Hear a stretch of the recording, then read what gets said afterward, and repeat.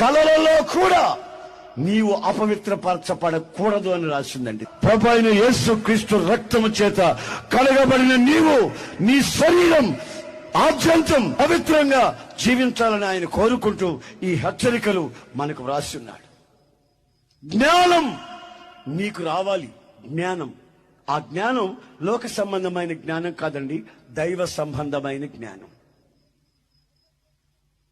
దైవ సంబంధమైన జ్ఞానం అండి, డివైన్ విజ్డమ్. సాతాను సంబంధమైన జ్ఞానం ఉంది, డీమన్ నాలెడ్జ్. మర్మముగా ఉన్నటువంటి కొన్ని విషయాలు వయస్సుకు మించి తెలుసుకోవాలని ప్రయత్నం చేస్తారు. గుప్త జ్ఞానం అంటారు దాన్ని.